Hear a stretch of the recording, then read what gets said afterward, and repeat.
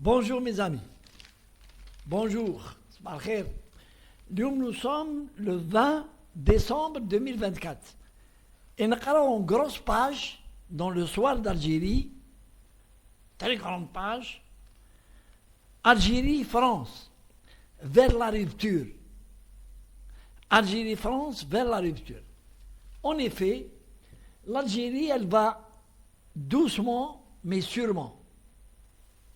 Et le peuple algérien, pas dans sa majorité, pas pour les franco-algériens, pas pour les affairistes, pas pour ceux qui aiment la France, le peuple algérien qui n'oublie jamais ce qu'a fait la France en Algérie,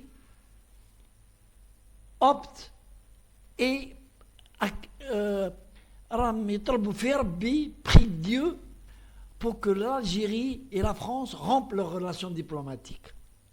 Et aujourd'hui, c'est l'Algérie qui est offensive, c'est pas la France. La France, elle est sur la défensive. L'Algérie, elle est sur offensive.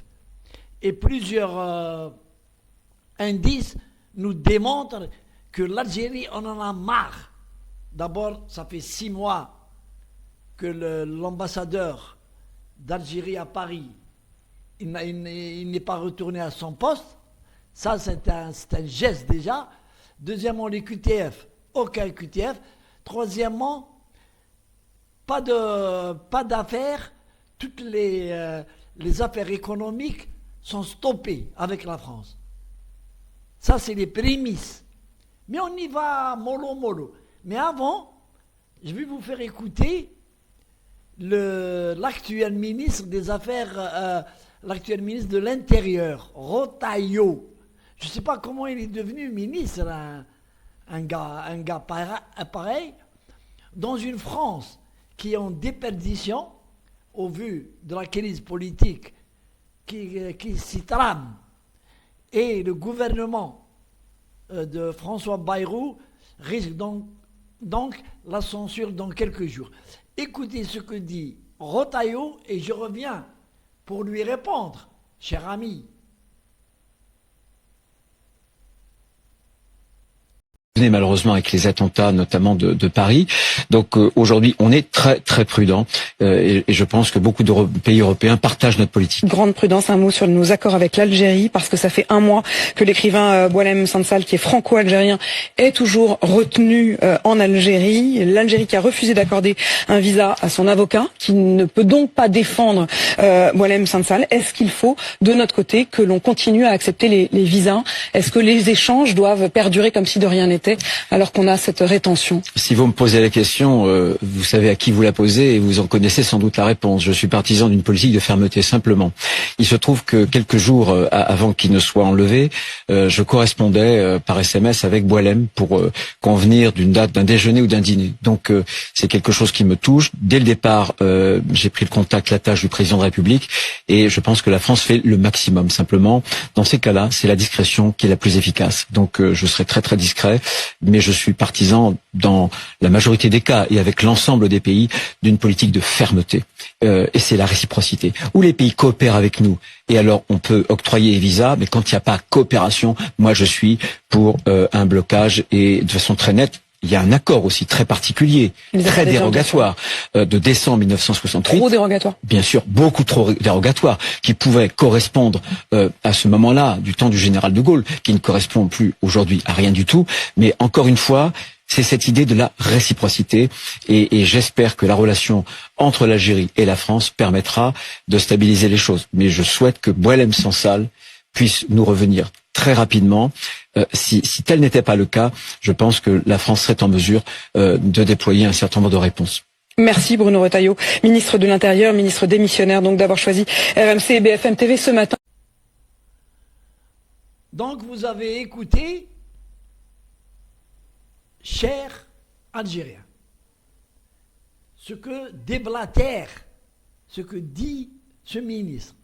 D'abord, il reconnaît en tant que ministre de l'Intérieur, c'est-à-dire le patron, des services de sécurité français. Il reconnaît par lui-même qu'il entretient des relations avec Boualem Sansal et que juste avant son départ sur l'Algérie, il lui a envoyé un SMS et l'autre lui a répondu pour convenir d'un rendez-vous. Premier aveu. Deuxième aveu, il dit la France, avec les pays européens, avec d'autres pays, il n'a pas dit européens, avec d'autres pays, feront tout pour répondre à l'Algérie si elle refuse de libérer Sansal. Menace, une menace de quelqu'un qui n'a aucun pouvoir contre l'Algérie, aucun pouvoir. C'est l'Algérie qui aujourd'hui détient le pouvoir, c'est le gaz. Et bientôt, il n'y aura plus de gaz en Europe. Donc, il menace, si les QTF ne sont pas acceptés par l'Algérie, nous allons commencer à prendre des mesures, les visas. Et moi, je réponds à ce ministre. On n'en a rien à foutre de vos visas, on n'en a rien à foutre. Le gouvernement algérien, tant que les relations diplomatiques existent entre l'Algérie et la France, ils ne sont pas rompus, les élites, les patrons de l'Algérie ont des passeports diplomatiques. Ils peuvent venir en France comme ils veulent. Et en chef. Donc, il n'y a pas de problème. Pour le reste des Algériens, on n'en veut plus de vos visas. On n'en veut plus de vos visas. Donc, je continue. Et donc, avec du vent et du blabla, il menace l'Algérie. Vous l'avez entendu, il dit, si Boualem Sansal ne nous revient pas, la France pourrait prendre des mesures plus importantes. Un ministre de l'Intérieur en fonction qui menace un autre pays, membre de l'ONU, qui a sa souveraineté. Alors, c'est juste pour vous démontrer la naïveté de ce ministre de l'Intérieur qui ne sait pas à qui il s'attaque. Juste pour terminer, la journaliste a précisé que Boualem Sansal a été... non, plutôt c'est le ministre qui a dit que Sansal a été enlevé.